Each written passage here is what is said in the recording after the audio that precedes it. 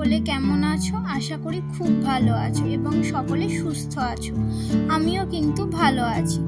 সকাল সকাল ঘুম থেকে উঠে বেডরুমের বেডশিটটা তো আগের দিন আমি চেঞ্জ করে দিয়েছিলাম, কিন্তু আমি আগেও বলেছি যেহেতু আমার ব্যালকনিতে অনেক বেশি জামা কাপড় একসাথে মেলা যায় না, তার জন্য আমি বালিশের কভারগুলো পরের দিন চেঞ্জ করে নিচ্ছি। তারপরই চলে এসেছিলাম রান্নাঘরে। ফ্রিজ থেকে মাংসটা অনেক আগেই বার করে রেখেছিলাম যাতে ছেড়ে যায়। তো এর মধ্যে আমি আলু কুমড়ো দিয়ে মাংস দিয়ে আজকে রান্না করে নেব। মাংসটা আমি প্রেশার কুক করব, না হলে না সিদ্ধ হতে অনেক বেশি টাইম লেগে যাবে, কিন্তু আগে ভালো করে কড়াইয়ের মধ্যে কষিয়ে নিচ্ছি। আর আমার তো ডিমটা শেষ হয়ে গিয়েছিল, ওর জন্য হাজব্যান্ডকে বলেছিলাম ডিম আনতে, তো ও এনে দিয়েছে। এখন ডিমগুলো আমি ডিমের ট্রের মধ্যে রেখে দিচ্ছি। আমরা এরকম এক ট্রে করেই ডিম নিয়ে চলে আসি, কিন্তু এই লাল ডিমটা না, আমি তো এই লাল ডিমই বলি, যাই হোক, তো এই লাল ডিমটা ও 30 পিস পায়নি বলে ওই যতগুলো পিস পেয়েছে ও এক ট্রের মধ্যে নিয়ে চলে এসেছে। তারপর তো আমি রান্নাঘরে সমস্ত বাসন কোসনগুলো এখন গুছিয়ে নিচ্ছি। ঝুড়িটা থেকে ভালো করে বাসন কোসনগুলো সব নামিয়ে নিচ্ছি। সারা রাত থাকে তো ভালোই জল টল ঝরে যায়। তারপর এই সকালবেলাতে আমি রাতের বাসনগুলো গুছিয়ে নিই। তারপর যদি আবার টুকটাক কিছু মাজার থাকে আবার মেজে ওই ঝুড়িটার মধ্যে রেখে দিই। আর এখানে উচ্ছে আলুটাও আমি কেটে নিয়েছি। তারই মধ্যিখানে আবার ব্যালকনিতে চলে এসেছি, কারণ কি জামা কাপড়গুলো মেলতে হবে। অনেকটাই বেলা হয়ে গেল, অনেকটা বেলা বলতে ঘড়িতে এখন প্রায় ওই 11টা বেজে গেছে। এখন না মেললে না আবার জামা কাপড়গুলো শোকাতে অনেকটা বেশি লেট হয়ে যাবে। তো আমি এখানে বালিশের কভারগুলো সব কিছু কাঁচা হয়ে গেছে, এখন মেলে দিচ্ছি। আর হাজব্যান্ড যেহেতু অফিসে বেরোবে, তাই ওর জামা কাপড় বেল্ট যা যা প্রয়োজনীয় জিনিস ওর হাতের কাছে রেখে দিলাম, তাহলে ও পেয়ে যাবে, আমাকে বারবার আর আসা যাওয়া করতে হবে না। তারপর আমি একটু ফ্রি ছিলাম স্নান করার আগে, তাই ভাবলাম যে ঘিটা আমি রেডি করে ফেলি। আমি আগের দিন এই ঘিটা না মালাইটা বার করে রেখেছিলাম, তো এখন আমি ঘিটা বানিয়ে নিচ্ছি। আর আমার কাছে না ওই রকম কাঁচের কোনো জার ছিল না, তার জন্য আমি এই কাঁচের কন্টেনারটাতে এখন ঘিটা ঢেলে রাখলাম। আমার মনে হচ্ছিল ঘিটা আর একটু হলে ভালো হতো, কালারটা একটু ইয়েলো ইয়েলো টাইপের এসেছে, ওটা যদি একটু রেড রেড টাইপের আসে তাহলে বোধহয় ভালো হবে। যাই হোক, এখন করার পর সেটা মনে হচ্ছে। তারপর আমি সোজা চলে এসেছি বিকালবেলাতে ইফতারের জোগাড় করতে। এই লেবু দিয়ে শরবতটা না আমার ছেলেও ভীষণ পছন্দ করছে, আমরা দুজন তো পছন্দ করি।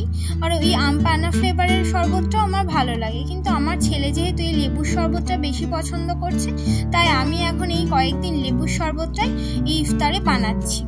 আর আমরা না ফ্রিজে জল রেখে খাচ্ছি না, কারণ এই সময় ফ্রিজে জল রেখে খেলে কিন্তু ঠান্ডা লেগে যাওয়ার একটা সম্ভাবনা থাকে, তাই এমনি জল দিয়েই এই শরবতটা বানিয়ে নিচ্ছি। বেশ কিন্তু খেতে ভালো লাগছে। তারপর আমি এখানে অল্প স্বল্প একটু ফ্রুটস কেটে নিলাম। আজকে তরমুজ এনেছিল আমার হাজব্যান্ড, তো তরমুজ আমি অল্প করেই কেটেছি, খুব বেশি আবার ইফতারে না ফল টল খাওয়া যায় না। আর প্রত্যেক দিনের যেটা আমাদের ইফতারে থাকবেই সেটা হচ্ছে এই ছোলার চাটটা। এটা খেতে তো ভীষণ টেস্টি হয়, লেবুর রস বা ভিনিগার আর এই চাট মশলা, একদম আমি সিম্পলভাবে এটা রেডি করি, কিন্তু এটাই না আমাদের দুজনের ভীষণ খেতে ভালো লাগে। তো আমি প্রত্যেক দিনের মতো এটাও রেডি করে নিচ্ছি। আর আমার ফ্রিজে অনেক বেশি গাজর আছে, তার জন্য আমি একটু গাজরও কুচি করে দিয়ে দিয়েছি। শসা গাজর সব কিছু দিয়ে কিন্তু খেলে বেশ ভালোই লাগছিল।